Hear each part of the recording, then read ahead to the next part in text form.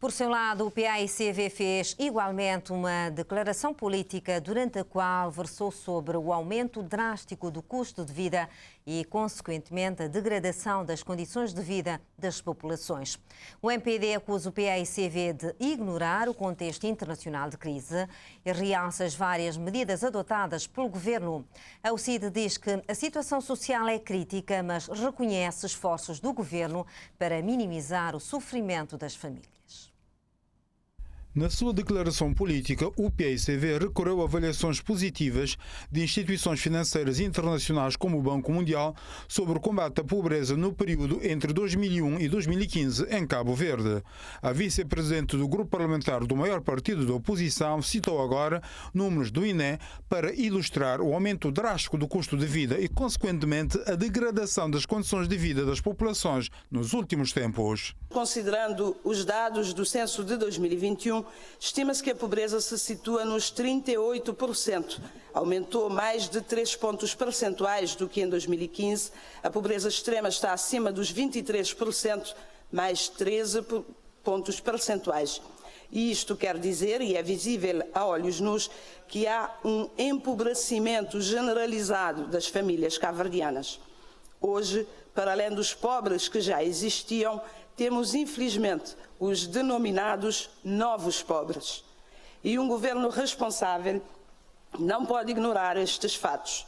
Um governo responsável não pode fingir que não temos uma grande quantidade de pessoas que até bem pouco tempo tinham a vida organizada, com rendimentos certos, e que de um momento para o outro perdeu o emprego e o rendimento e ficou com a vida completamente desorganizada desde a pandemia. O MPD contestou os números do PAICV, acusando os tambarinas de adiantar o debate desta sexta-feira.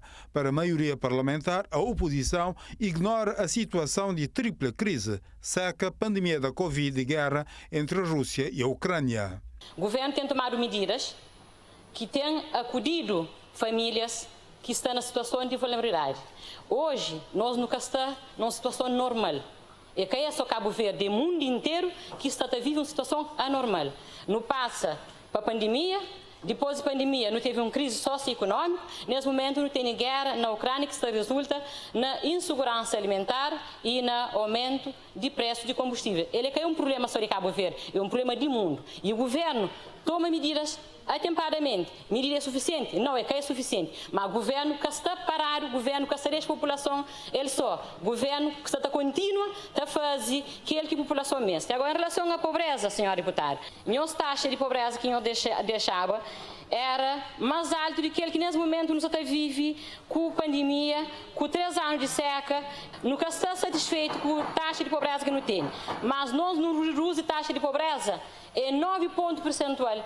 Para o CID, a situação social no país é muito crítica, embora reconheça os esforços do governo para tentar minimizar os efeitos das várias crises e garantir, por exemplo, a segurança alimentar. A situação é extremamente complicada e as medidas tomadas pelo governo não têm tido o efeito que nós gostaríamos que tivesse.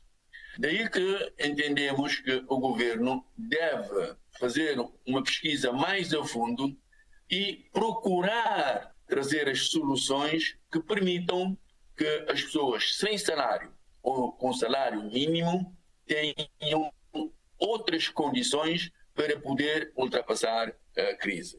Nesta sexta-feira, certamente que argumentos e contra-argumentos sobre a situação social no país, crise, aumento galopante de preços e medidas empreendidas pelo governo vão preencher o debate com o Ministro da Família e Inclusão Social na Casa Parlamentar.